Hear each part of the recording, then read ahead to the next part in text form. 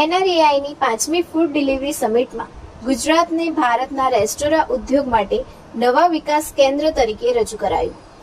ભારતની સૌથી મોટી ફૂડ બિઝનેસ સમિટમાં અમદાવાદના 20,000થી વધુ રેસ્ટોરાં અમદાવાદ, સુરત, રાજકોટ અને વડોદરામાં એનઆરએઆઈના 500થી વધુ સભ્યો રાજ્યની બહાર વિસ્તરી રહેલી સ્થાનિક બ્રાન્ડ્સ અને ગિફ્ટ સિટી આસપાસ ઊભી થઈ રહેલી નવી તકો પર ધ્યાન કેન્દ્રિત કરે છે.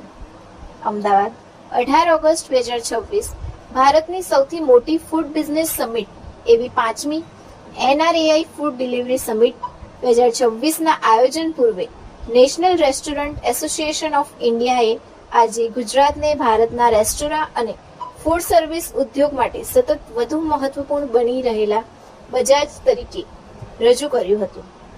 અમદાવાદ, વડોદરા, સુરત અને રાજકોટમાં આ ક્ષેત્રનો વિકાસ થઈ રહ્યો છે અને ગિફ્ટ સિટી આસપાસ નવી તકો ઊભી થઈ રહી છે.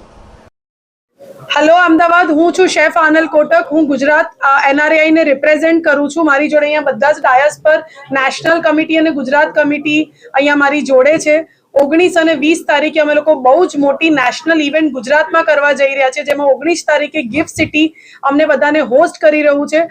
ઓલ ઓવર ઇન્ડિયાથી બધી જ મોટી મોટી બ્રાન્ડના ઓનર્સ અહીંયા આવી રહ્યા છે. એટલે મોર દેન 800થી 900 મહેમાનો ગુજરાતમાં આવી રહ્યા છે. કાલે સવારે એ બધાને અમે ગિફ્ટ સિટી લઈ જઈ રહ્યા છે. ગિફ્ટ સિટી બધાને હોસ્ટ કરી રહ્યું છે અને ત્યાં ગિફ્ટ સિટી ટૂર છે અને ગિફ્ટ સિટીની અંદર જેટલી પણ એફએનબી ઇકોસિસ્ટમ ને ડેવલપ કરવા માટેની જેટલી પણ ઓપોર્ચ્યુનિટીઝ છે એ ગિફ્ટ સિટી ત્યાં બધા જ કો ફાઉન્ડર્સ જોડે વાત કરવાની છે. અને પછી 20 તારીખે અમારી મેઇન ઇવેન્ટ છે, જેની અંદર એક્ઝિબિશન છે અને કન્વેન્શન છે, જ્યાં બહુ જ બધી વર્કશોપ્સ છે. એક્ઝિબિશન એરિયામાં બહુ બધા અલગ અલગ બ્રાન્ડ્સ આવીને એમની પ્રોડક્ટ્સને ડિસ્પ્લે કરવાના છે. અને 20 તારીખે ઓનરેબલ ડેપ્યુટી સીએમ સર આ ઇવેન્ટનું ઇનોગ્રેશન કરવાના છે. અને ગુજરાત ગવર્મેન્ટ અને ગિફ્ટ સિટી સાથે ઘણી બધી નેશનલ બ્રાન્ડ્સ અને લોકલ બ્રાન્ડ્સ એટલે કે ગુજરાતની બ્રાન્ડ્સ એમઓયુ સાઇન કરવાના છે. સો આવી ઘણી બધી અલગ અલગ વસ્તુઓ 20 તારીખે અમે કરવા જઈ રહ્યા છીએ.